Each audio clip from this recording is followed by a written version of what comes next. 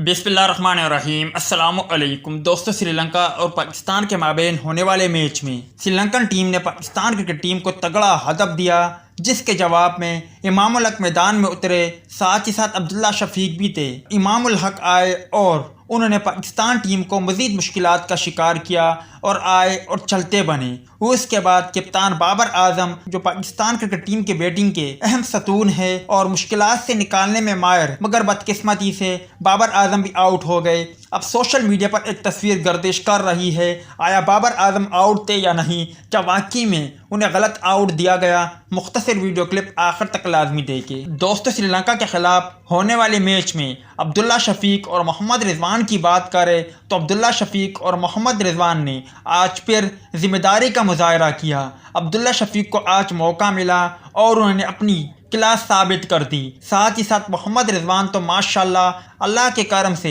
हर match में बल्लेबाजी करते हैं और आज भी उन्होंने जिम्मेदारी का मुजाहरा किया और शानदार बल्लेबाजी की। मगर यहाँ पर बात करेंगे बाबर आजम के हवाले से।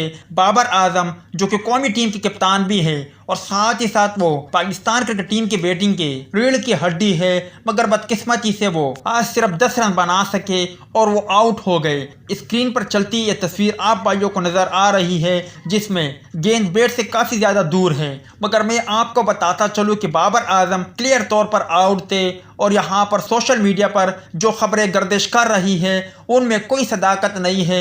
आपको स्क्रीन पर जो तस्वीर नज़र आ रही है वो बाबर आजम जब गेंद को हिट कर रहे थे तो उससे पहले की तस्वीर है। मगर उम्मीद है कि आने वाले मैचों में बाबर आजम बेहतरीन परफॉर्मेंस का मुजाहरा करेंगे। अब आप भाई मुझे बताएं, आप आने वाले मैचों में बाबर आजम से क्या उम्मीद रखते हो? कमेंट सेक्शन में लाजमी तौर पर बताएं।